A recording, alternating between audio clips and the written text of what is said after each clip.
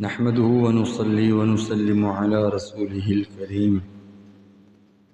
أعوذ بالله من الشيطان الرجيم. بسم الله الرحمن الرحيم. كنتم خير أمة أخرجت للناس تأمرون بالمعروف وتنهون عن المنكر وتؤمنون بالله ولو آمن أهل الكتاب لكان خيرا لهم منهم المؤمنون وأكثرهم الفاسقون. صدق اللہ مولانا العظیم. میرے دوستوں، عزیزوں، بزرگوں، اللہ تبارک و تعالی نے ہمیں سب سے بہتر قوم یا سب سے بہتر امت میں سے بنایا ہے. وہ امت کس کی ہے؟ وہ امت میرے نبی محمد مصطفیٰ صلی اللہ علیہ وآلہ وسلم کی ہے. اور یہ اللہ تعالیٰ نے یہ انعام ہمیں کس لیے دیا ہے؟ کیونکہ اللہ نے اس امت سے نبیوں والا کام لیا ہے. اللہ نے اس امت سے نبیوں والا کام لیا ہے، تو ہمیں نبیوں والا کام کرنے پر اللہ تعالیٰ نے ہمیں یہ اعزاز یا یہ انعام بخشا ہے کہ ہمیں اللہ نے تمام امتوں میں سب سے بہتر امت کا خطاب، یہ سب سے بہتر امت سے اللہ نے ہمیں نوازا ہے. میرے دوستوں، میرے بزرگوں، بھائیوں، بہنوں، اللہ تبارک و تعالی نے اس دنیا میں جب سے انسان کو اللہ نے تخلیق کیا ہے، اللہ تبارک و تعالی نے انسانوں کو بنایا ہے کس لیے؟ کہ اللہ کی عبادت کی جائے، جیسا کہ قرآن میں آیا ہے. اعوذ باللہ من الشیطان الرجیم. وما خلقت الجن والانس الا لیعبدون. صدق اللہ مولانا العظیم. اس کا مطلب یہ ہے کہ اللہ تبارک و تعالی نے انس اور جن تخلیق صرف اسی لیے کیے ہیں تاکہ وہ بے شک اللہ کی صرف عبادت کر سکیں، اللہ کی عبادت کریں، اللہ کو راضی کریں، اللہ کے دین پر چلیں. اللہ تعالیٰ نے اس دنیا میں کم و بیش 1,24,000 انبیاء علیہم الصلاۃ والسلام بھیجے ہیں، اور ان سب کا کام ایک ہی تھا. ان سب کا کام کیا تھا؟ ایک ہی تھا، اور وہ یہ تھا کہ اللہ کی طرف بلانا، اللہ کے دین کی طرف دعوت دینا، اللہ کی احکامات پر امت کو یا اپنے لوگوں کو قائل کرنا اور اس پر چلانا، اور ان کو گناہوں سے بچنے کے لیے سمجھانا، بتانا. یہ سب اللہ کا پیغام لے کر آئے. اور جب رسول اللہ صلی اللہ علیہ وسلم آئے اس دنیا میں، اللہ تبارک و تعالی نے ان کو نبی بنا کر بھیجا، ان پر نبوت آئی، ان پر وحی نازل ہوئی. اس کے بعد اللہ تبارک و تعالی نے نبوت کا سلسلہ یہاں پہ ختم کر دیا. کوئی نبی نہیں آئے گا رسول اللہ صلی اللہ علیہ وسلم کے بعد. وہ خاتم الانبیاء والمرسلین ہیں، ان کے بعد نہ کوئی نبی ہے نہ کوئی رسول ہے. اور اللہ تبارک و تعالی نے لیکن اس امت کو، امت محمدیہ صلی اللہ علیہ وسلم کو نبیوں والا کام سونپ دیا. نبوت ختم کر کے نبیوں والا کام اس امت کو سونپ دیا. اسی لیے اللہ نے ہمیں اس سب سے بہترین امت میں سے بنایا ہے. اب نبیوں والا کام ہمیں کس طریقے سے کرنا ہے، اس چیز کو ہمیں سمجھنا ہے. اور اللہ تبارک و تعالی نے دین کی اور آخرت کی، دنیا کی اور آخرت کی کامیابی صرف اور صرف اپنے دین میں رکھی ہے، اپنی رضا والے کاموں میں رکھی ہے. اس نبی والے کام، یہ نبی والی محنت میں رکھی ہے. اس میں کوئی شک و شبہ نہیں ہے کہ تمام دنیا اور آخرت کی کامیابی صرف اور صرف دین میں ہے اور اللہ کے احکامات پر ہے، اور نبی صلی اللہ علیہ وسلم کی بتائی ہوئی سنتوں پر ہے. یہ کام کرنے کے لیے، یہ دعوت کی محنت جو ہے کرنے کے لیے، یہ بات لازم ہے کہ اس دعوت کی محنت میں مزاج نبوت ہو. مزاج نبوت کیا ہے؟ یہ بات ضروری ہے کہ دعوت کے ساتھ مزاج نبوت، اس میں کوئی شک نہیں ہے کہ اللہ کے فضل سے کام تو ہو رہا ہے، کام سب کر رہے ہیں، دعوت کا کام سب اپنے اپنے طور پہ کر رہے ہیں. کوئی کس طرح کر رہا ہے، کوئی کس طرح کر رہا ہے، کوئی کس طرح کر رہا ہے. لیکن کمی اس بات کی ہے کہ کار نبوت ابھی مزاج نبوت سے خالی ہے. یعنی یہ جو کام ہے نبوت والا، یہ جو نبیوں والا کام ہے، یہ نبیوں والا مزاج نہیں ہے. اس میں نبیوں والے مزاج اس میں پیدا کرنے کی ضرورت ہے. اور مزاج نبوت اس کام میں یہ ہے کہ جتنا کام کرنے کو کہا جائے اتنا ہی کیا جائے، اور جس طرح کرنے کو بتلایا جائے اسی طرح کیا جائے، اسے کہتے ہیں مزاج نبوت۔ اگر کام خواہش پر یا اپنے مزاج پر لے جائیں تو غیبی نصرتیں نہیں آئیں گی، کیونکہ ان غیبی نصرتوں کا تعلق مزاج نبوت سے ہے۔ اس کے بقدر اللہ کی تائید اور اللہ کی نصرت جو ہے وہ کس طریقے سے حاصل ہوگی۔ اللہ کی جو ہے اس کام میں ضروری ہے کہ اللہ تبارک و تعالیٰ کی تائید اور اللہ تعالیٰ کی نصرت اس میں جو ہے شامل ہو اس کام میں۔ اس کے لیے جو ہے اللہ کی تائید اور غیبی نصرتوں سے کام بیان اور تقریر سے نہیں ہوگا، اس لیے یہ بات ضروری ہے کہ کام مزاج نبوت کے ساتھ کریں۔ اصل میں اس ساری محنت کا خلاصہ یہ ہے کہ اپنے اندر کچھ چیزوں کی حقیقتوں کو دعوت کے راستے سے اتارنا ہے۔ وہ کیا ہے؟ وہ یہ ہے کہ کچھ چیزیں جن کو 7 محنتیں، یعنی کہ جو چھ اعمال ہیں، 6 چیزیں ہیں یا 6 طریقہ کار ہیں، ان کے ساتھ 3 محنتیں ہیں۔ ہر نیا ہر پرانا ان محنتوں کے لیے کیے بغیر ان نمبروں کی حقیقت تک نہیں پہنچ سکتا، ان 6 اصولوں کی حقیقت تک نہیں پہنچ سکتا۔ انہی محنتوں کو سمجھ کر کرنے کے لیے یہ ہمارا اور آپ کا مذاکرہ ہے۔ ان محنتوں کو جس طریقے سے کیا گیا ہے اور جس طریقے سے بزرگوں نے ہمیں سمجھا دیا ہے، ہم کو اس کو اسی طریقے سے کرنا ہے، ورنہ ہم اس میں جو ہے وہ کامیابی حاصل نہیں کر سکتے، اور اللہ کی جو ہے وہ مدد ہماری جو ہے وہ شامل حال نہیں ہو سکتی۔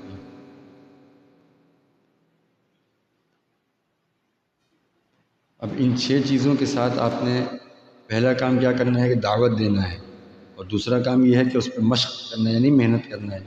تیسرا کام ہے کہ دعا مانگنا ہے۔ یہ دعوت کیوں دی جاتی ہے اور دعوت دینے کا مقصد کیا ہے؟ جس چیز کو اپنے اندر پیدا کرنا چاہیں اس چیز کو بصفت تبلیغ پیدا کرنا ہوگا۔ تبلیغ کا کیا مطلب ہے؟ تبلیغ کا مطلب یہ ہے کہ جس چیز کو تم اپنے اندر پیدا کرنا چاہو اسے دوسروں کے اندر پیدا کرنے کی کوشش کرو، مشق کرو، محنت کرو، کیونکہ دعوت کی یہ خوبی ہے، اس کی یہ صفت ہے کہ جب داعی ایک چیز کی دعوت کو لے کر اٹھتا ہے تو اس کی دعوت سے اس چیز کی حقیقت کے اس کے اندر آ جاتی ہے جس کی طرف یہ دوسروں کو دعوت دے رہا ہے۔ یہ اللہ کا نظام ہے، بشرطے کہ جس چیز کی دعوت دی جائے اس کی حقیقت کو سامنے رکھ کر دعوت دے۔ اتنی بڑی بات ہے میرے دوستوں، عزیزوں، بزرگوں۔ دوسروں کو قائل کر دینا یہ ہماری دعوت کا موضوع نہیں ہے، بلکہ جس چیز کی داعی دعوت دے رہا ہے اپنے اندر اس چیز کا یقین پیدا کرنے کے لیے دعوت دے رہا ہے، یہ نیت ہماری ہونی چاہیے۔ اصل میں دعوت دوسروں کی اصلاح کے لیے نہیں ہے، دعوت اپنے یقین کی تبدیلی کے لیے ہے، دعوت اپنے یقین کی تبدیلی کے لیے ہے۔ تو سب سے پہلے ہمیں لا الہ الا اللہ سے لے کر تبلیغ تک، دعوت کے کام تک، اس محنت تک، اس تڑپ تک، اس بے چینی تک، ہمیں ان سب کو حاصل کیے بغیر نہ اعمال پر استقامت اور نہ ان عملوں کے ذریعے اللہ رب العزت کے خزانوں سے براہ راست فائدہ اٹھانے کی کوئی شکل، اور پھر اس کو حاصل کیے بغیر اس وقت تک کوئی چیز نہیں ملے گی جب تک یہ اصل چیز محنت کر کے حاصل نہ کی جائے۔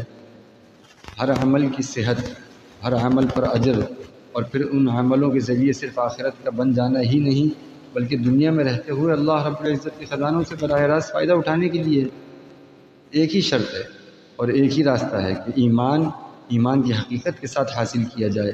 اس ایمان کی حقیقت کو حاصل کرنے کے لیے اللہ رب العزت کے وعدوں کو یقین کے ساتھ سیکھا جائے کہ جس حکم پر جو وعدہ کیا گیا ہے اس وعدے کو تسلیم ہی نہیں کرنا بلکہ اس کا یقین کرنا ہے۔ ایمان کا مفہوم کیا ہے؟ ایمان کا مفہوم، اس کے بعد ایک ایمان کے حروف ہیں، ایک ایمان کا بول ہے، اور ایک ایمان کی آواز ہے، اور ایک ایمان کا اخلاص ہے۔ ایمان کا مفہوم اس کی پہنچ دماغ تک ہے، اور ایمان کے حروف اس کی پہنچ کتاب تک ہے۔ ایمان کے بول اس کی پہنچ زبان تک ہے، اور ایمان کی آواز اس کی پہنچ کانوں تک ہے۔ ایمان کا اخلاص اس کی پہنچ دل تک ہے۔ لغت میں کسی کی خبر کو خبر دینے والے کے اعتماد بھروسے پر یقینی طور سے مان لینا، یہ معنی ہے، یعنی یہ ترجمہ ہے ایمان کا کسی کی خبر کو خبر دینے والے کے اعتماد بھروسے پر یقینی طور سے مان لینا، یہ ہے ایمان۔ اور لا الہ الا اللہ محمد رسول اللہ کا ترجمہ یہ ہے کہ اللہ کی خبروں کو، ان کے اوامر اور ان کے نواہی کو محمد صلی اللہ علیہ وسلم کے اعتماد اور بھروسے پر یقین ماننا، یہ ترجمہ ہے لا الہ الا اللہ محمد رسول اللہ کا۔ لیکن اس کی حقیقت اور اس کا اخلاص یہ ہے کہ یہ کلمہ اپنے کہنے والے کو حرام سے روک دے، اور اس کے کہنے والے اور حرام کے درمیان یہ کلمہ ایسی رکاوٹ بن جائے کہ شرک اسے بے چین کر دے کہ یہ مومن کی علامت ہے۔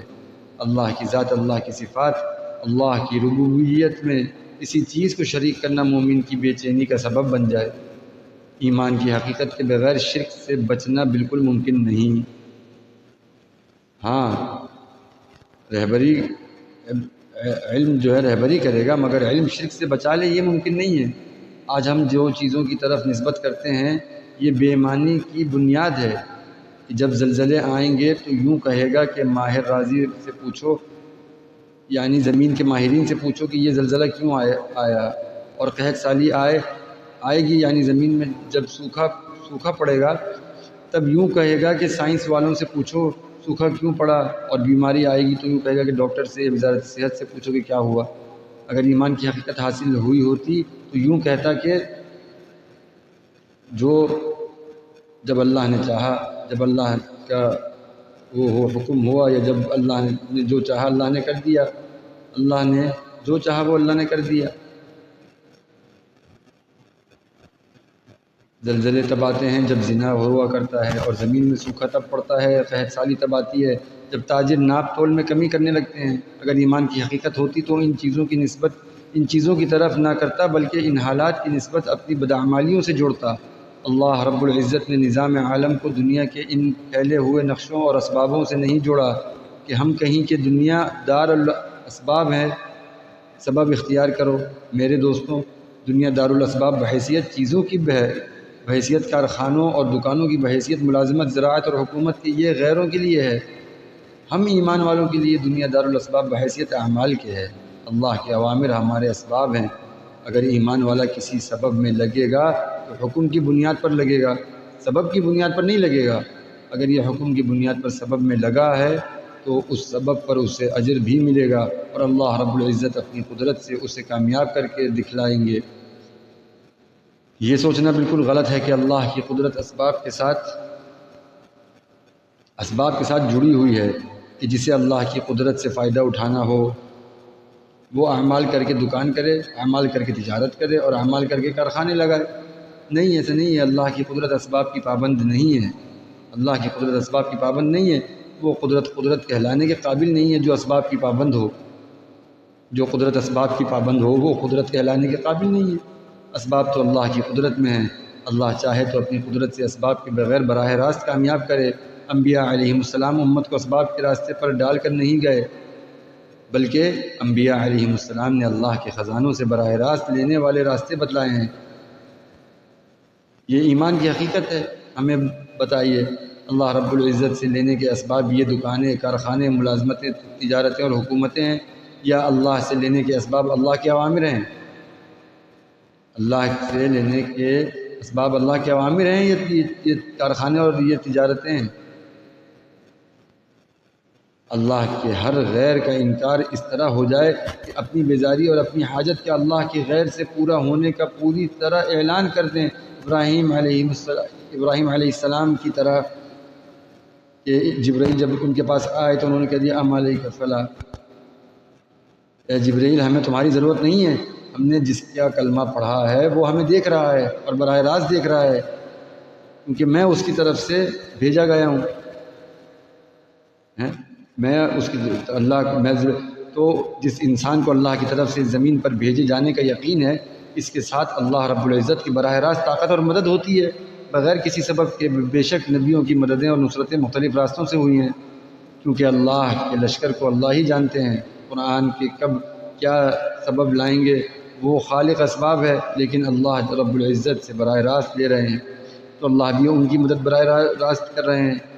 آگ کو بجھانے کے لیے یوں تو لوگ کہہ سکتے ہیں کہ آگ بجھانے کے لیے اللہ نے پانی بنایا ہے، نہیں، آگ بجھانے کے لیے اللہ کا امر ہے، اللہ کے پاس آگ بجھانے کے لیے ان کا امر ہے۔ اللہ رب العزت جب اپنے بنائے ہوئے اسبابوں کے پابند نہیں ہیں تو ہمارے آپ کے بنے ہوئے اسباب کے پابند کیسے ہوں گے؟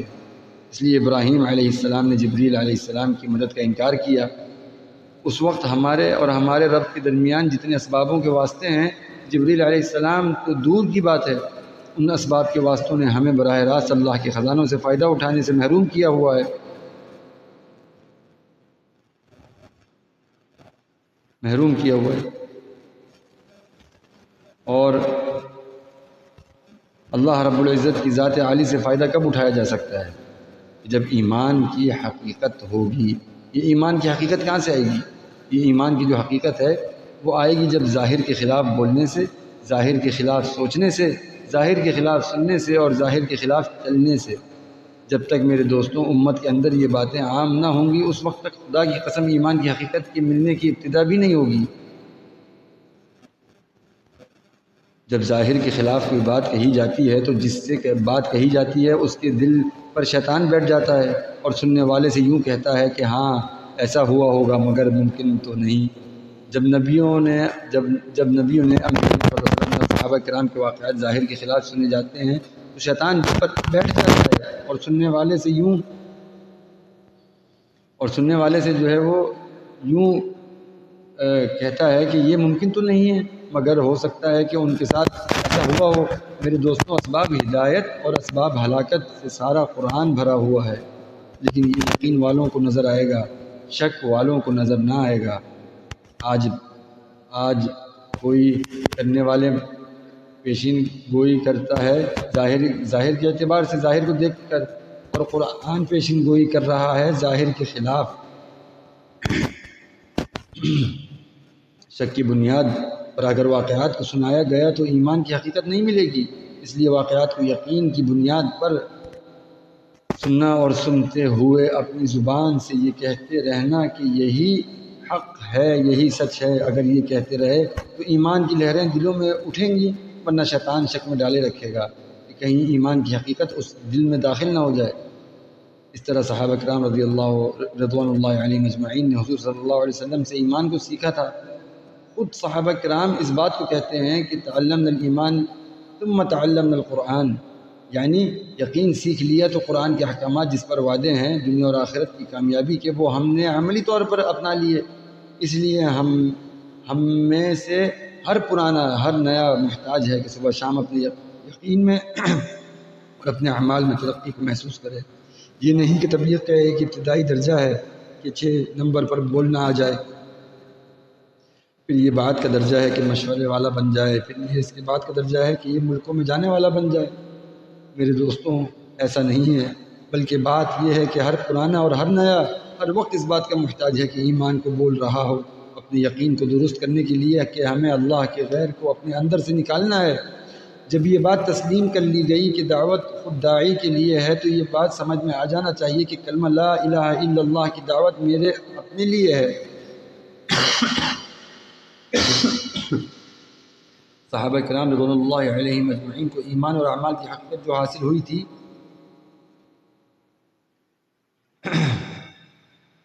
وہ اسی دعوت کے راستے سے حاصل ہوئی تھی۔ اب سب سے پہلا کام یہ ہے کہ کلمہ لا الہ الا اللہ کی دعوت کو مسلمانوں میں زندہ کیا جائے۔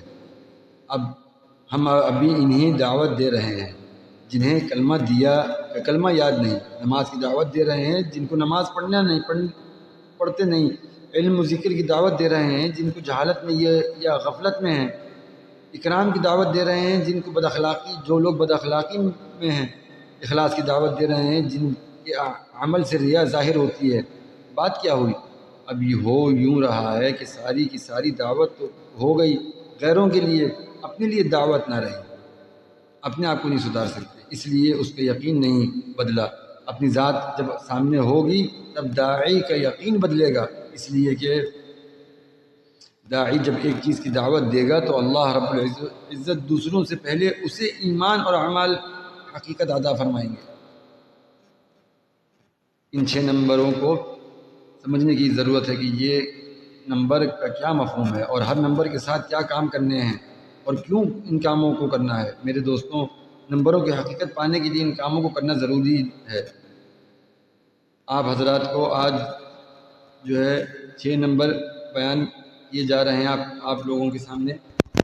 آپ حضرات وہ ہیں جو 6 نمبر بیان کرتے ہیں، اصل میں بیان اور تقریر ہمارا بالکل موضوع نہیں ہے۔ یہ 6 نمبر تو ایک محنت کا نام ہے، اور اس محنت کا ایک مقصد ہے کہ امت کو اس محنت پر لانا اور سیدھے سیدھے الفاظ میں 6 نمبروں کی دعوت کے ذریعے اپنے یقینوں کو بدلنا اور دوسروں کے یقینوں کو بدلنے کے اسباب پیدا کرنا۔ یہ انتہائی مختصر اور انتہائی سادہ سا کام ہے بہت، اگر اس چیز کی حقیقت کو سامنے رکھ لیں تو۔ جس بات کرنے والے کے سامنے 6 نمبر کی حقیقت نہیں ہوگی، صرف 6 نمبر کا علم ہوگا، تو اس علم کی وجہ سے دوسروں کی اصلاح کی نیت ہو جائے گی، اپنی اصلاح کی نیت نہ رہے گی، جس کی وجہ سے خود اس کی اپنی دعوت، اس کا یقین نہ بنے گا، اور دوسروں پر اس کی دعوت کا اثر بھی نہیں ہوگا۔ اس لیے آج یہ کرنا ہے کہ اب 6 نمبروں کی حقیقت کو سامنے رکھ کر دعوت دینی ہے۔ اللہ رب العزت نے انسانوں کی تمام کامیابیوں کا دار و مدار انسان کے اندر کی مایا پر رکھا ہے۔ کامیابی اور ناکامیابی انسان کے اندر کے حالات کا نام ہے۔ یہ حالات ایک قسم کی مخلوق ہیں جو نظر نہیں آتی، جس طرح فرشتے خدا کی مخلوق ہیں مگر نظر نہیں آتے۔ انبیاء علیہ السلام کو یہ مخلوق دکھلائی جاتی ہیں، اس لیے دنیا کی پھیلی ہوئی چیزوں اور نقشوں کا نام کامیابی اور ناکامی ہے، ناکامی نہیں ہے۔ عزت، ذلت، راحت، تکلیف، سکون، پریشانی، صحت، بیماری، تو ان حالات کے بننے اور بگڑنے کا دنیا میں پھیلی ہوئی شکلوں اور نقشوں سے کوئی تعلق بھی نہیں ہے۔ انسان کے اندر کی مایا اللہ کی ذات کا یقین اور اللہ کے اوامر ہیں۔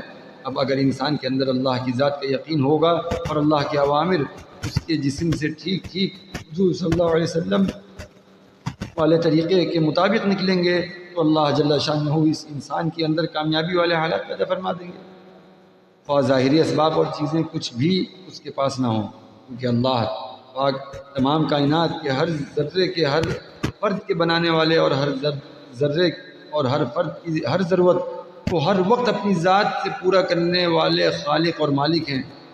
سبحان اللہ، اللہ رب العزت نے ہر چیز کو اپنی قدرت سے پیدا بنایا ہے۔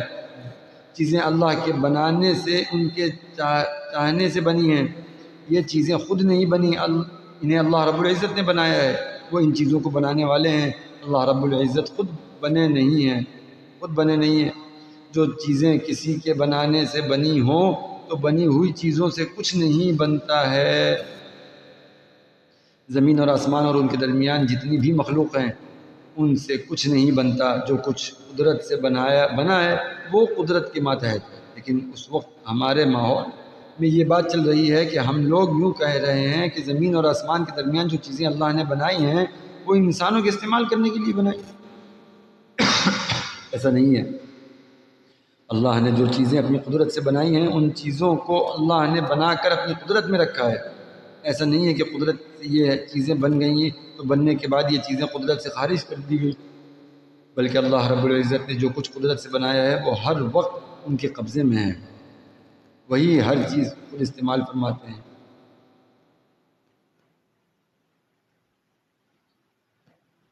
تو میرے دوستوں، اللہ رب العزت کی ذات عالی تنہا جو چاہتی ہے وہ کرتی ہے، ان کا تعلق نہ تو اسباب سے ہے جنہیں اللہ نے براہ راست بنایا ہے، نہ اسباب سے، اور نہ ان اسباب سے ہے جن اسباب کے بننے میں کسی درجے انسان کا ہاتھ لگا ہو۔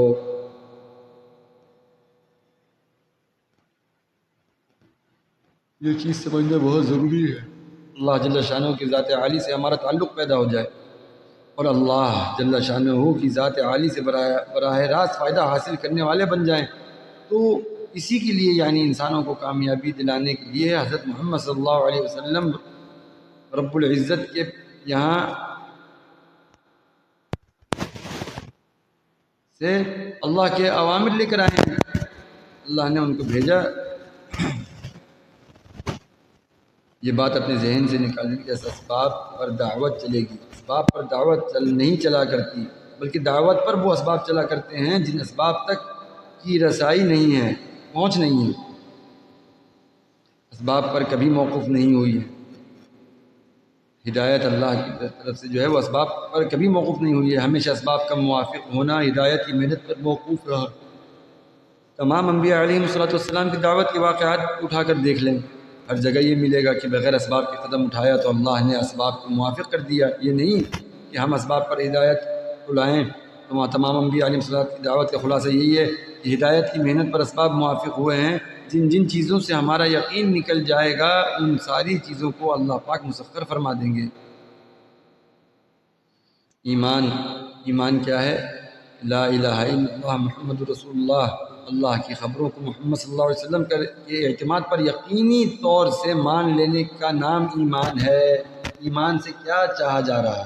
اللہ تعالیٰ کی ذات عالی سے براہ راست فائدہ حاصل کرنے کے لیے اللہ تعالیٰ کے اوامر کو محمد صلی اللہ علیہ وسلم کے طریقے پر پورا کرنے میں دنیا اور آخرت کی تمام کامیابیوں کا یقین کرنا ہے. اس کلمے کا یقین حاصل کرنے کے لیے 3 محنتیں کرنی ہیں.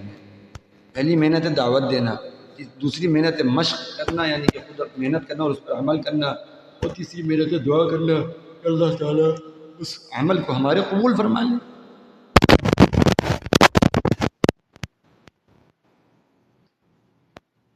اللہ جل شانہ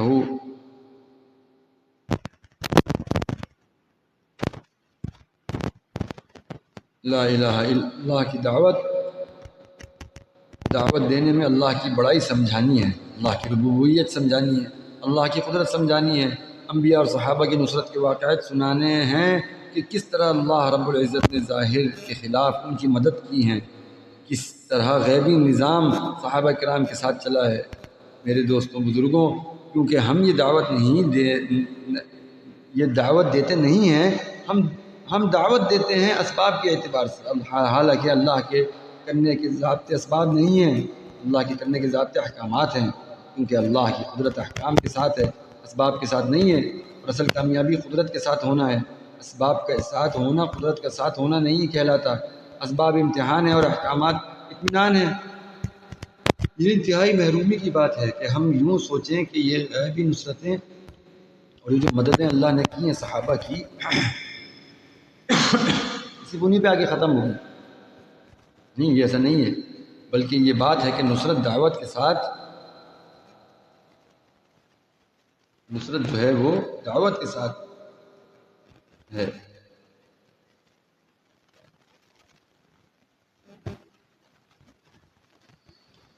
اللہ رب العزت ہمیں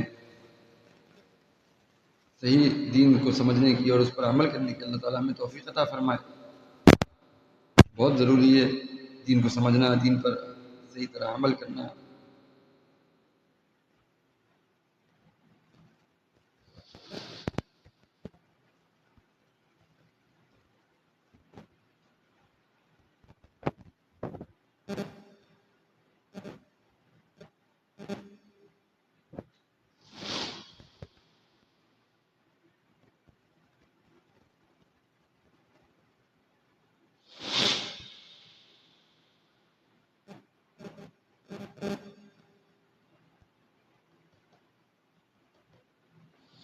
اسباب کی موافقت کے ساتھ اعمال تو بند ہو سکتے ہیں مگر یقین نہیں بن سکتا.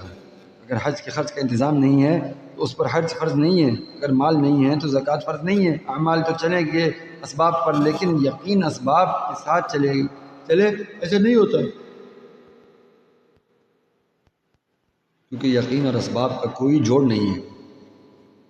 یہ تو ہو سکتا ہے کہ آدمی یوں کہے کہ مال نہیں ہے لہٰذا ہم حج نہیں کر سکتے، کیونکہ حج کے لیے جو ہے جانے کے لیے پیسے چاہیے ہوتے ہیں. مال سبب ہے، لیکن یہ کہنا کہ اسباب ہوں گے تو یقین ہوگا، ایسا نہیں ہو سکتا. اس لیے کہ اسباب کا یقین کے ساتھ کوئی جوڑ نہیں ہے، اسباب کا یقین کے ساتھ کوئی جوڑ نہیں ہے. اس کے بعد پھر محمد رسول اللہ اللہ تعالیٰ کے آخری نبی ہیں، اس پر ایمان لانا ہے اور ان کی سنتوں پر عمل کرنا ہے، ان کے بتائے ہوئے اخلاق اور بتائے ہوئے اصولوں پر، ضابطوں پر ہمیں چلنا ہے. ساری زندگی، ہر چیز، ہر لحظہ، ہر وقت ہمیں رسول اللہ صلی اللہ علیہ وسلم کی سنتوں کی اتباع کرنی ہے، ان جیسی زندگی گزارنی ہے. صحابہ کی نقل کرنی ہے، جس طرح صحابہ دین پر چلے ہیں اس طرح ہمیں بھی چلنے کی کوشش کرنی ہے، ہمیں بھی چلنا ہے. میرے دوستوں، ہر نبی نے آ کر سب سے پہلے جو دعوت دی ہے وہ ایمان کی دعوت دی ہے۔ ہر نبی نے اپنی قوم کو اسباب سے ایمان کی طرف اور چیزوں سے اعمال کی طرف دعوت دی ہے، یعنی کسی سبب سے، کسی نقشے سے اور کسی شکل سے کچھ نہیں بنتا، جو کچھ بھی ان شکلوں سے جو زمین میں آسمان کے درمیان پھیلی ہوئی ہیں نکلتا ہوا ہمیں نظر آ رہا ہے، یہ جو شکلیں ہیں یہ چیزیں ساری بن کر نکلتی ہوئی ہمیں نظر آ رہی ہیں، یہ چیزیں ان شکلوں سے نہیں بنتی، اور نہ ہی ان شکلوں کے اندر جو خدا کا امر کام کر رہا ہے اس سے کچھ بنتا ہے، بلکہ یہ سب اللہ کی ذات سے بنا ہے۔ اور ساتویں آسمان کے اوپر عرش سے ملا ہوا جو غیبی خزانہ ہے، جس کا دروازہ نہ رات میں بند ہوتا ہے اور نہ دن میں، اس خزانے سے براہ راست ان شکلوں کے اندر سے نکلنے والی چیزیں اللہ اتار رہے ہیں۔ خود اللہ جل شانہ کہہ رہے ہیں کہ کھیتی میں غلہ ہم اتارتے ہیں، پانی ہم اتارتے ہیں، ساری مخلوق کی روزیاں آسمانوں سے ہم بھیجتے ہیں، جانوروں میں دودھ ہم اتارتے ہیں۔ اس طرح شکلوں سے نہ بننے کی اور یہ چیز سمجھنے کی ضرورت ہے، لا الہ الا اللہ کی دعوت دیتے ہوئے اس کے اپنے سامنے ایمان کی حقیقت ہو۔ اس لیے کہ قرآن میں ہے کہ آمنو کما آمن الناس، ہماری مشکل یہ ہے کہ ہم جسے بلا رہے ہیں اپنی سطح کے عمل کی طرف بلا رہے ہیں، اپنی سطح کے ایمان کی طرف بلا رہے ہیں، یہ بات غلط ہے۔ بات کو اچھی طرح سمجھنے کی ضرورت ہے کہ اللہ رب العزت اس کا حکم دے رہے ہیں کہ وہ ایمان لاؤ جو صحابہ کرام رضوان اللہ علیہم اجمعین لائے ہیں۔ آمنو کما آمن الناس، جس وقت ہمارا کوئی ساتھی کلمہ کی دعوت دے اس وقت یہ بات لازم ہے کہ دعوت دیتے ہوئے اس کے سامنے ایمان صحابہ رضی اللہ عنہ رضوان اللہ علیہم اجمعین اور اس کے سامنے کلمے کی حقیقت، اس کے سامنے صرف اللہ رب العزت کی ذات عالی ہو، اس کے سوا کوئی سبب نہ ہو۔ جب اس طرح دعوت دے گا جس طرح عرض کیا جا رہا ہے، تو اب اس دعوت سے اس کے اندر کلمے کی حقیقت آئے گی۔ تو پہلا کام کیا ہوا؟ لا الہ الا اللہ، پہلے نمبر میں پہلا کام دعوت دینے کا، دعوت دینے میں اللہ کی بڑائی سمجھانے کا، اللہ کی ربوبیت سمجھانے کا، اللہ کی قدرت سمجھانے کا۔ قدرت اسباب کی پابند نہیں ہے، اسباب قدرت کے پابند ہیں، اسے اچھی طرح سمجھنا ہے۔ کلمے میں دوسرا کام کہ اب بیٹھ کر سوچو کہ جس چیز کی دعوت دی ہے یہی حق ہے، یہی سچ ہے۔ ان دو کاموں کو کرنے کے بعد کلمے میں تیسرا کام یہ ہے کہ روز اللہ رب العزت اس یقین کی حقیقت کو مانگو، یعنی اللہ رب العزت سے اس یقین کی حقیقت کو مانگو۔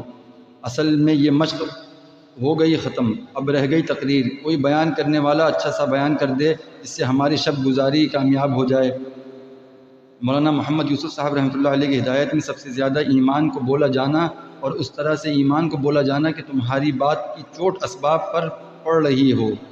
اگر ہم بولتے بھی ہیں تو اسباب کی رعایت کرتے ہوئے بولتے ہیں۔ اسباب کی رعایت سے ایمان کو بولنے سے کبھی بھی ایمان نہ بنے گا، بلکہ دوستوں جب تم اسباب کی رعایت سے ایمان کو بولو گے تو باطل ترقی کرے گا۔ اس لیے پہلا نمبر کلمہ لا الہ الا اللہ، اس کے ساتھ 3 کام ہیں: دعوت، مشق اور دعا۔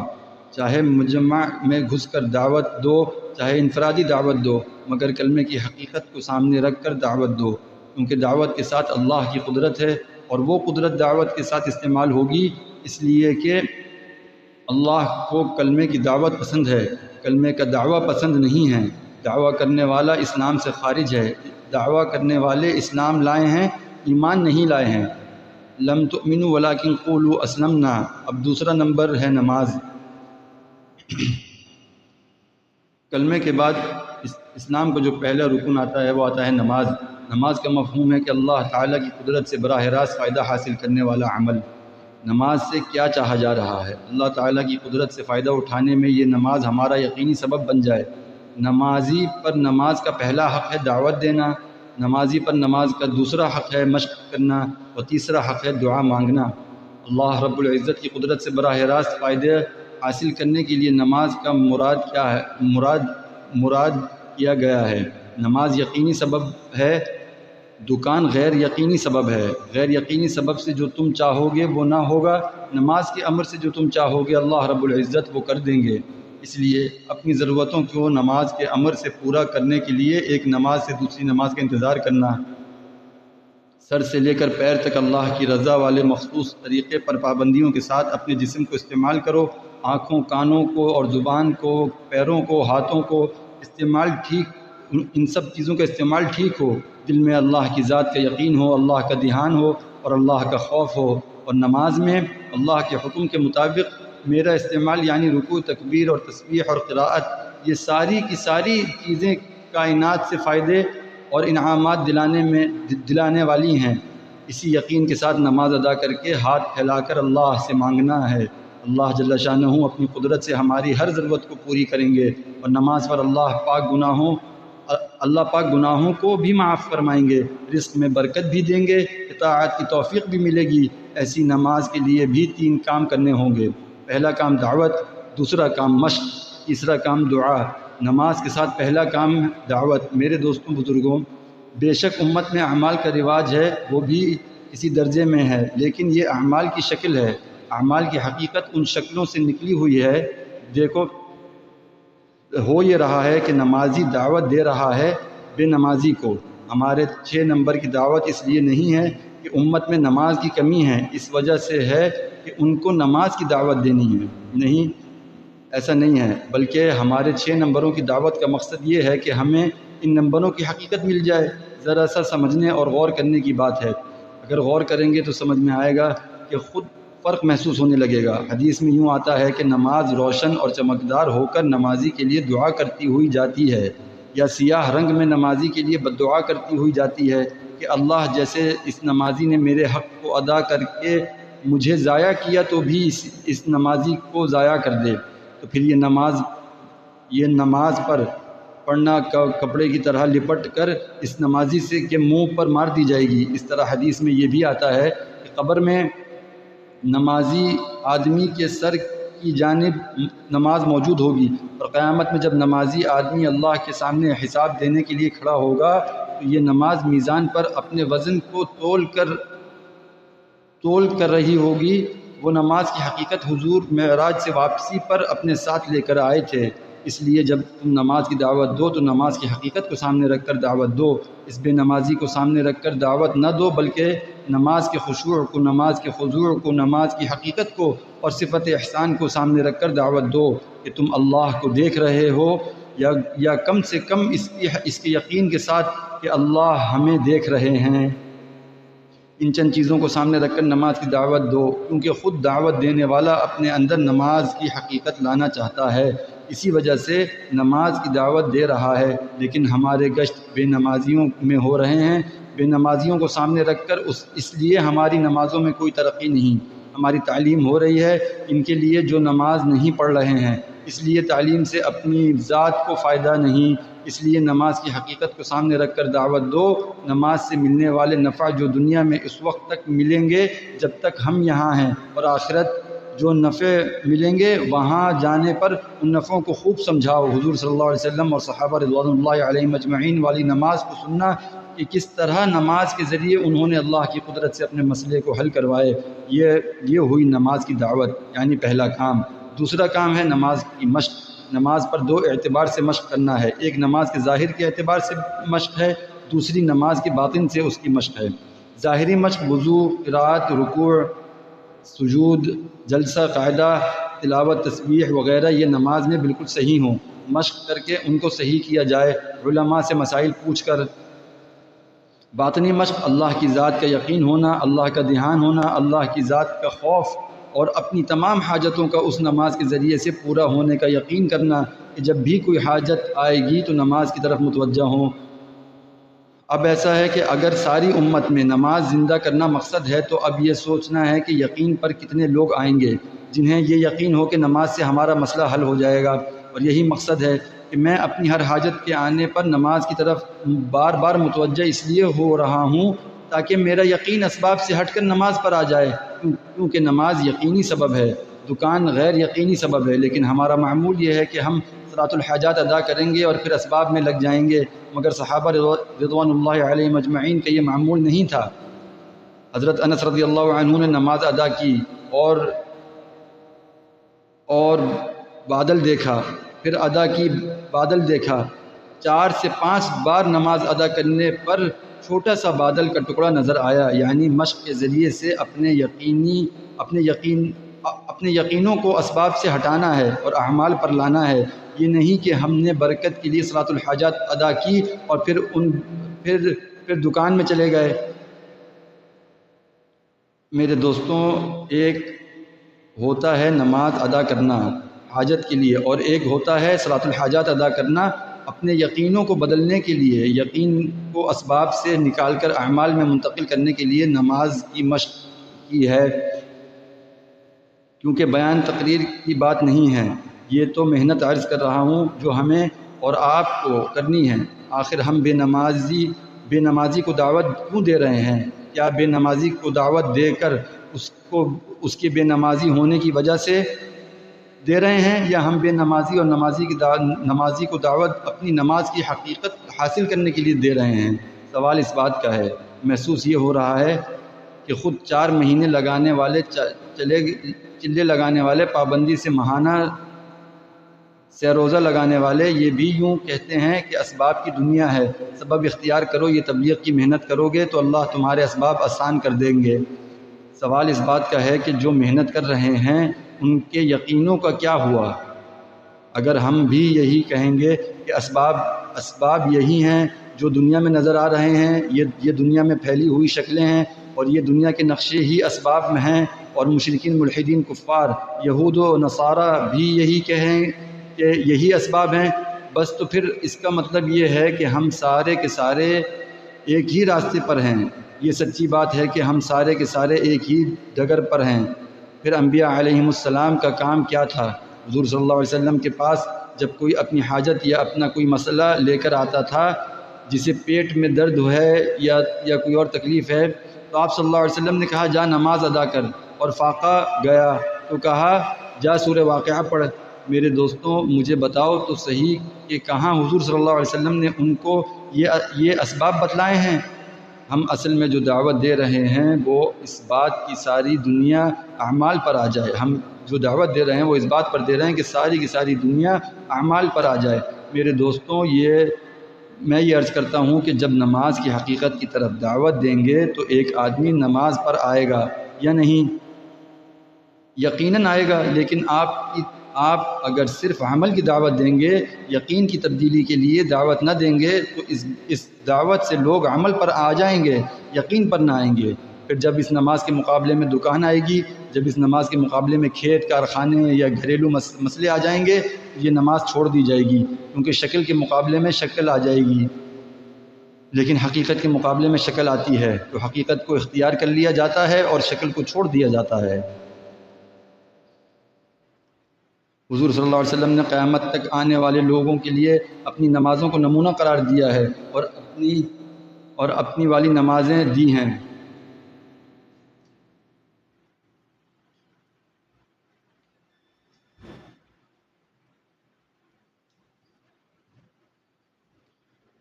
اب خود اپنی نمازوں کی مشق کرنی ہے، ظاہر کے اعتبار سے بھی اور باطن کے اعتبار سے بھی۔ میں نے دونوں عرض کر دیے ہیں کہ ظاہر میں مسئلے کے اعتبار سے صحیح ہو اور فضائل کے اعتبار سے فضائل مستحضر ہوں۔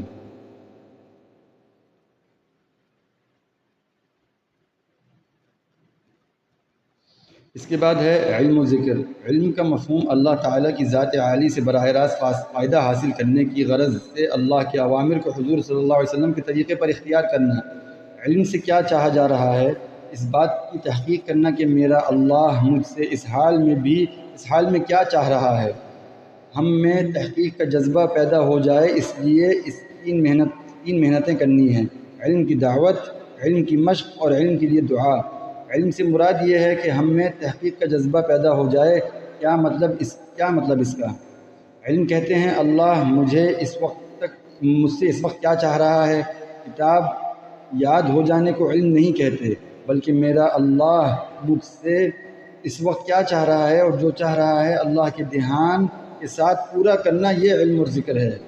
انسان کے عمل سے علم کا ظاہر ہونا یہ علم کی علامت ہے۔ انسان کے عمل سے علم کا ظاہر ہونا یہ علم کی علامت ہے۔ یہ جو کہا جاتا ہے کہ علم و ذکر ایک نمبر ہے، اس کا مطلب یہ ہے کہ اللہ مجھ سے اس وقت جو چاہ رہا ہے اسے اللہ کے دھیان کے ساتھ پورا کر دینا، یہ یعنی عمل ہو اللہ کے دھیان کے ساتھ ہو، یہ علم و ذکر کا خلاصہ ہے۔ طلب العلم فریضہ علی کل مسلم و مسلمہ، یہ ایک حدیث ہے، اس کا مقصد یہ ہے کہ جو دینی علم ہے، جو دینی فرائض ہیں، سنتیں ہیں، واجبات ہیں، مستحبات ہیں، ان کو سیکھنا ہر مسلمان اور مسلمان مرد اور عورت پر فرض ہے۔ یہ سیکھ لیں گے تو آخرت بنے گی، یہ نہیں سیکھیں گے تو نہ دنیا بنے گی نہ آخرت بنے گی۔ دنیاوی علم جو ہے وہ ایک فرضی یعنی ایک وہ ہے، فرعی ہے۔ دنیاوی علم جو سیکھ لیا، دینی علم اصل سیکھنا ہے وہ فرض ہے، دینی علم کو سیکھنا فرض ہے۔ یہ حدیث جو ہے وہ صرف دینی علم کے لیے ہے کہ قرآن کو سیکھنا، قرآن کو صحیح طرح پڑھنا، قرآن میں حلال اور حرام کو سمجھنا، قرآن کے جو ہے وہ صحیح طریقے سے اس کے مخارج کو ادا کرنا، اور جس طرح رسول اللہ صلی اللہ علیہ وسلم اور صحابہ کرام رضوان اللہ علیہم اجمعین نے قرآن کو پڑھا ہے اور سمجھا ہے، اس کی نقل کرنا، اس کی کوشش کرنا، اس طریقے سے اس کو سمجھیں۔ قبر میں 3 سوال ہوں گے، رب کو جاننا، اس کے احکامات کو جاننا، نبی کی نیابت ملی ہوئی ذمہ داری کو پورا کرنا۔ لیکن آج علم اور جہالت میں کوئی فرق نہیں رہا، جہاں آنکھ بند ہو جاتی ہے وہاں جہالت ختم ہو جاتی ہے، اور علم شروع ہو جاتا ہے، ساری جہالت جہاں ختم ہو جائے گی علم وہاں سے شروع ہوگا۔ یہ قبر کی 3 سوال، یہ تینوں سوال علم کے بارے میں ہیں، جہالت کے بارے میں کوئی سوال نہیں ہے۔ یہاں قبر میں زبان علم پر نہیں چلے گی کہ کوئی جو ہے وہ کوئی سیکھ کر گر گیا، کوئی سن کر گیا، کوئی سنا کر گیا۔ اس لیے قرآن نے عالم کو یقین والوں کو کہا ہے، عالم یقین والوں کو کہا ہے، لیکن آج امت تربیت کے علم کو کھو چکی ہے۔ امت کے پاس شریعت کا علم تو ہے لیکن تربیت کے علم سے ہاتھ دھو بیٹھی ہے۔ وہ محنت ہمارے یہاں علم و ذکر سے چاہی جا رہی ہے۔ صحابہ کرام رضوان اللہ علیہم اجمعین جو نمونے میں ساری امت کے لیے وہ تربیت کی وجہ سے نمونہ بنائے گئے، صرف علم کی وجہ سے نہیں، بل علم نبوت والے علم پر ان سے محنت کرائی گئی، تب کہیں جا کے نمونہ بنائے گئے ہیں۔ ایک مرتبہ ایک مدرسے سے بخاری شریف کے ختم پر فرمایا بھائیوں، آپ نے بخاری شریف ختم کی، علم حاصل ہوا، اب اس علم پر 3 مقصدوں کے لیے محنت ضروری ہے۔ اس علم کے مطابق آپ کے اندر کا یقین، اس علم کے مطابق عمل، اور اس یقین اور عمل کو عالم میں پھیلانا۔ حضور صلی اللہ علیہ وسلم کے لائے ہوئے علم پر 3 پہلوؤں سے ابتدا میں محنت کی گئی تھی، تو اس زمانے کی کائناتی نقشوں پر چلنے والے روم و فارس کے ٹکڑے ٹکڑے ہو گئے۔ آخری زمانے میں دجال اپنی ذات سے اتنی بڑی طاقت کا مظاہرہ کرے گا کہ اس کے مقابلے میں موجودہ طاقتیں کچھ بھی نہیں ہیں۔ اس وقت مہدی علیہ السلام زمین سے، عیسیٰ علیہ السلام آسمان سے آئیں گے، اور حضور صلی اللہ علیہ وسلم کے طریقے کے مطابق اس علم پر یہی محنت کریں گے، اس پر اللہ پاک اس دجالی طاقتوں کو ہلاک کر دے گا۔ جب پہلے بھی یہی ہو چکا ہے اور آخر میں بھی ایسے ہی ہوگا، تو پھر اس پر شک کیوں ہے کہ اس دور میں کیسے ہو سکے گا؟ آج بھی وہ سب کچھ ہو سکتا ہے، بشرطے کہ ایک معتد طبقہ اس علم پر حضور صلی اللہ علیہ وسلم اور صحابہ کرام رضوان اللہ علیہم اجمعین کی طرح محنت کر ڈالے۔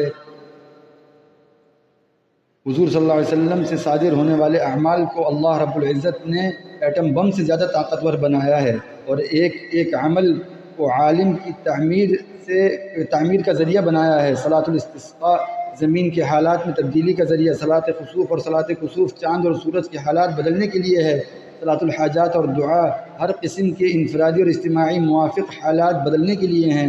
حضور صلی اللہ علیہ وسلم کی انگلی کے اشارے سے چاند کے 2 ٹکڑے کرا کے یہی ظاہر کیا گیا ہے کہ حضور صلی اللہ علیہ وسلم سے صادر ہونے والے اعمال کی اتنی طاقت ہے، اور یہ چاند کی طرف انگلی کا اشارہ حضور صلی اللہ علیہ وسلم تکوینی عمل تھا، تشریعی عمل اس سے بھی زیادہ طاقت والے ہیں۔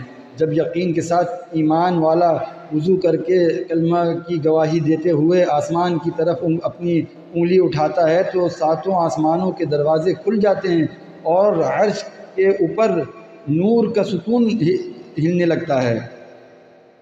اس لیے اللہ تعالیٰ کی ذات عالی سے براہ راست فائدہ حاصل کرنے کی غرض سے اللہ تعالیٰ کے اوامر وہ حضور صلی اللہ علیہ وسلم کے طریقے سے پر پورا کرنے کی نیت سے حضور صلی اللہ علیہ وسلم کے لائے ہوئے علم کو حاصل کرنے کے لیے جو سفر کرتا ہے تو اس کا یہ سفر عبادت میں لکھا جاتا ہے۔ اس مقصد سے چلنے والوں کے پیروں کے نیچے 70,000 فرشتے اپنے پیروں کو بچھاتے ہیں، اپنے پروں کو بچھاتے ہیں۔ زمین اور آسمان کی ساری مخلوق ان کے لیے دعائیں مغفرت کرتی ہے۔ شیطان پر ایک عالم ہزاروں عابدوں سے زیادہ بھاری ہے۔ یہ فضائل کی کتاب یاد ہو جانے کا نام صرف علم نہیں ہے،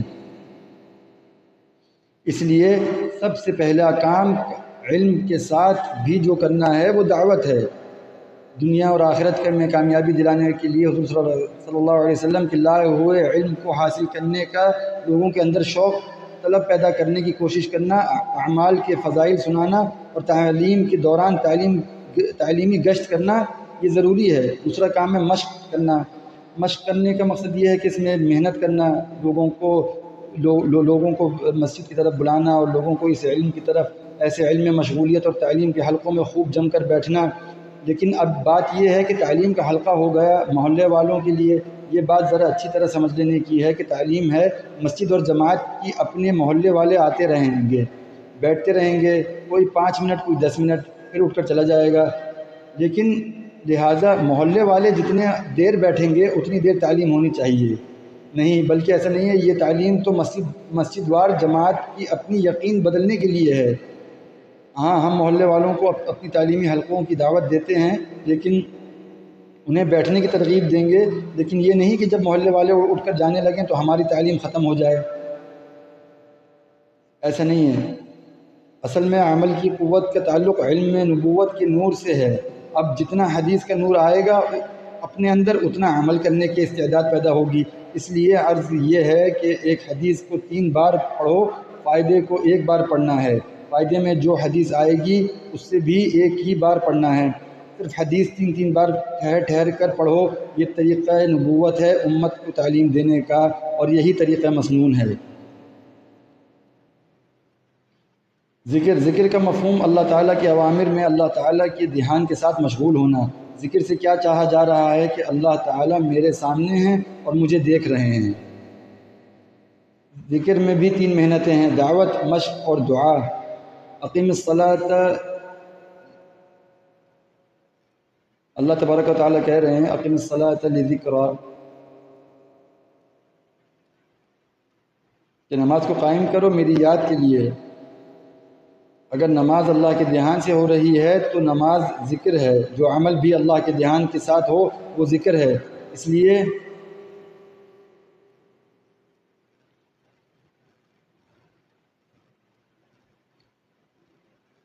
اب ہر عمل میں اللہ کا دھیان پیدا کرنے کے لیے اللہ کا ذکر ہے۔ اللہ کا ذکر ہر وقت کرنا چاہیے، صبح شام۔ رسول اللہ صلی اللہ علیہ وسلم نے جو دعائیں ہمیں سمجھا دی ہیں، نکلنے کی، گھر سے نکلنے کی، گھر میں داخل ہونے کی، وضو خانے میں بیٹھنے کی، وضو سے فارغ ہونے کی، بیت الخلاء جانے کی، بیت الخلاء سے نکلنے کی، اور سونے سے پہلے کی، سو کر اٹھنے کی، یہ ساری دعاؤں کو یاد کرنا اور ان پر عمل کرنا، تاکہ اللہ تعالیٰ ہمارے جو ہے زندگی میں برکات اور اس کی نور جو ہیں وہ ہماری زندگی میں آ جائے۔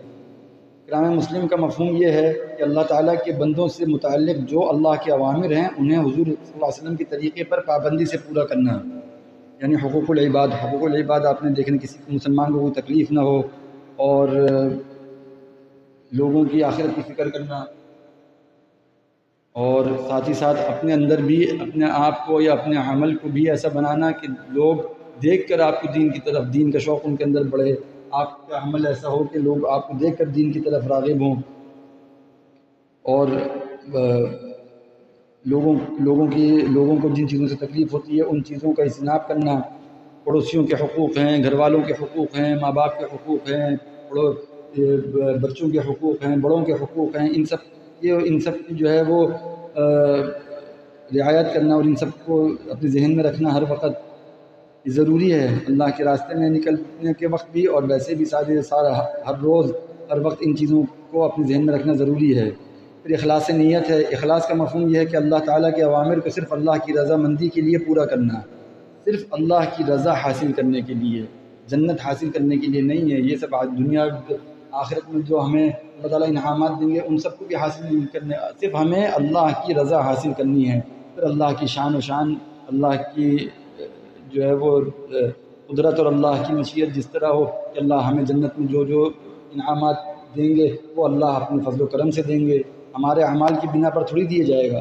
ہمیں صرف اللہ کی رضا حاصل کرنی ہے، اللہ کی خوشنودی حاصل کرنی ہے، اللہ تعالیٰ کے اوامر کو حضور صلی اللہ علیہ وسلم کے طریقے پر اختیار کرنے میں اپنی نیت کو صحیح رکھنا۔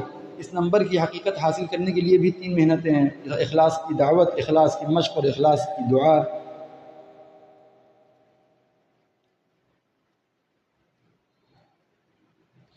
بزرگوں، میرے دوستوں، عالم، سخی اور شہید جن کو سب سے پہلے جہنم میں ڈالا جائے گا، یہ بڑے بڑے اعمال والے ہیں جنہیں جہنم میں سب سے پہلے ڈالا جائے گا۔ جہنم انہیں سے دہکائی جائے گی۔ یہ جہنم کی لکڑیاں ہیں، یہ جہنم کے دہکانے کا سامان ہے۔ یہ بڑے بڑے اعمال والے صرف اس وجہ سے جہنم میں ڈالے جائیں گے کہ ان کی نیت میں اخلاص نہیں تھا۔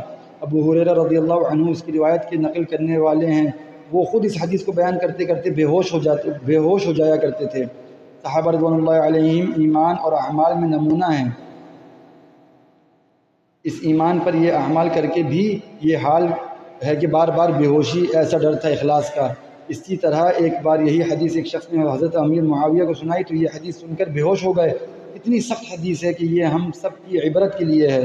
اس لیے ہر عمل میں اللہ رب العزت کی رضامندی کا جذبہ ہو، کسی بھی عمل سے دنیا کی طلب یا اپنی حیثیت بنانا مقصود نہ ہو۔ میرے دوستوں، اللہ پاک کی رضامندی کے لیے تھوڑا سا عمل بھی بڑے بڑے انعامات دلوائے گا، مگر دعوت کی محنت یہ پوری کرنی پڑے گی، ورنہ اس کے بغیر بڑے بڑے عمل کی بھی گرفت کا اور اللہ کی پکڑ کا ذریعہ بن جائے گا۔ اس لیے اپنی نیت کو صحیح کرنا ہے۔ اس کے بعد آ جاتا ہے کام دعوت و تبلیغ کا۔ دعوت و تبلیغ کا مفہوم یہ ہے کہ اپنے یقین اور عمل کو درست کرنے اور سارے انسانوں کو صحیح یقین پر لانے کے لیے حضور صلی اللہ علیہ وسلم کے طریقۂ محنت کو سارے عالم میں زندہ کرنے کی کوشش کرنا۔ اس محنت کو اپنی ذمہ داری سمجھتے ہوئے کام کے عالمی تقاضوں کو اپنی جان اور اپنے مال کے ساتھ پورا کرنا۔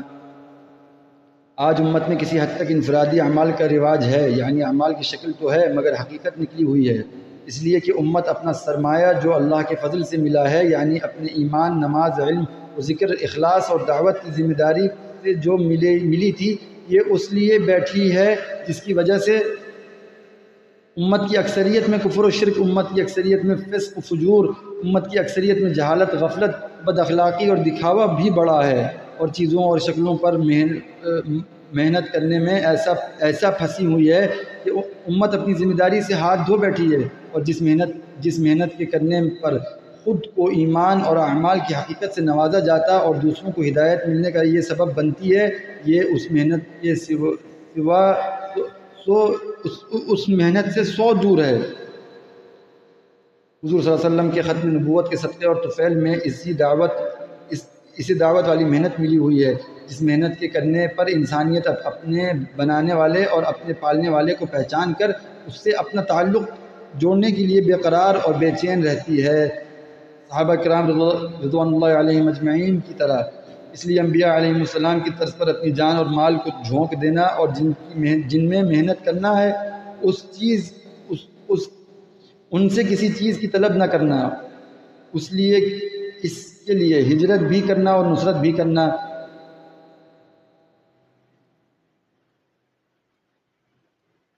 جو زمین والوں پر رحم کرتا ہے، آسمان والا اس پر رحم کرتا ہے۔ جو دوسروں کا تعلق اللہ سے جوڑنے کے لیے ایمان اور اعمال صالحہ کی محنت کرے گا، اللہ جل شانہ کو سب سے پہلے ایمان اور اعمال صالحہ کی حقیقتوں سے نواز کر اپنا تعلق عطا فرمائیں گے۔ اس راستے میں ایک صبح یا ایک شام نکلنا پوری دنیا اور جو کچھ اس دنیا میں ہے ان سب سے بہتر ہے۔ اس راستے میں ہر مال کے خرچ کرنے پر اور اللہ کے ہر ذکر و تسبیح پر اور ہر نماز پر 7 لاکھ گنا اجر بڑھ جاتا ہے۔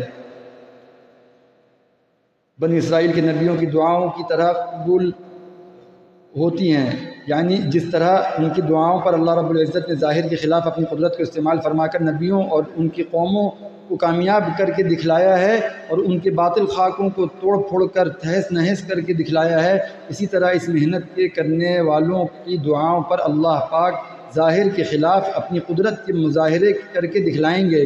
جب عالمی بنیاد پر محنت کی جائے گی تو تمام عالم کے انسانوں کے دلوں میں اس محنت کے اثر سے تبدیلیاں رونما ہوں گی۔ اس دعوت و تبلیغ کی حقیقت کو حاصل کرنے کے لیے بھی یہ محنتیں کرنی پڑیں گی۔ حضور صلی اللہ علیہ وسلم نے ہر امتی کو مسجد والا بنایا تھا، مسجد کے کچھ مخصوص اعمال دیے تھے، ان اعمال سے مسلمانوں کی زندگی میں اطمینان تھا۔ مسجد میں اللہ کی بڑائی کی، ایمان کی اور آخرت کی باتیں ہوتی تھیں۔ اعمال سے زندگی بننے کی باتیں ہوتی تھیں، اعمال کے ٹھیک کرنے کے لیے تعلیمیں ہوتی تھیں، ایمان اور اعمال صالحہ کی دعوت کے لیے ملکوں اور علاقوں میں جانے کی تشکیلیں ہوتی تھیں۔ یہاں تعاون، ایثار اور ہمدردیوں کے اعمال ہوتے تھے۔ آج ہم دھوکے میں پڑ گئے، ہمارے پیسے سے مسجد چلتی ہے، ہم مسجد اعمال سے خالی ہو گئی اور چیزوں سے بھر گئیں۔ آپ صلی اللہ علیہ وسلم نے مسجد کو بازار والوں کے تابع نہیں کیا۔ حضور صلی اللہ علیہ وسلم کی مسجد میں نہ بجلی تھی، نہ پانی تھا، نہ غسل خانے تھے، خرچ کی کوئی شکل نہ تھی۔ مسجد میں آدمی آ کر داعی بنتا تھا، معلم بنتا تھا، ذاکر بنتا تھا، نمازی بنتا تھا، مطیع بنتا تھا، متقی بنتا تھا اور اعلیٰ اخلاق والا بنتا تھا، باہر جا کر ٹھیک زندگی گزارتا تھا۔ مسجد بازار والوں کو چلاتی تھی۔ ان 4 ماہ میں ہر جگہ جا کر مسجدوں میں ہر امتی کو لانے کی محنت کریں۔ مسجد والے اعمال کو سیکھتے ہوئے دوسروں کو یہ محنت سیکھنے کے لیے 3 چلوں کے واسطے آمادہ کریں۔ آپ حضرات 3 چلوں کی دعوت خوب جم کر دیں، اس میں بالکل نہ گھبرائیں، اس کے بغیر زندگیوں کے رخ نہ بدلیں گے۔ جن احباب نے خود ابھی 3 چلے نہ دیے ہوں وہ بھی اس نیت سے خوب جم کر دعوت دیں کہ اللہ پاک اس کے لیے ہمیں بھی قبول فرما لے۔ جب محلے کی مسجدوں میں ہفتے کی 2 گشتوں کے ذریعے فی گھر ایک آدمی کے 3 چلوں کے لیے آواز لگ رہی ہوگی، تعلیموں، تسبیحات اور احباب جڑ رہے ہوں گے، ہر مسجد سے 3 دن کی جماعتیں نکلنے کی کوشش ہو رہی ہوگی، تو شب جمعہ کا اجتماع صحیح نہج پر ہوگا، اس کام کے پڑھنے کی شکلیں بنیں گی۔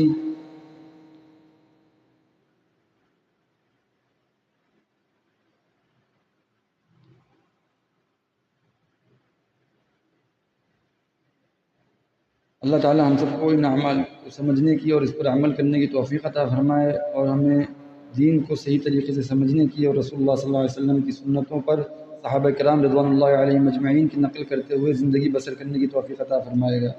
وآخر دعوانا الحمد للہ رب العالمین۔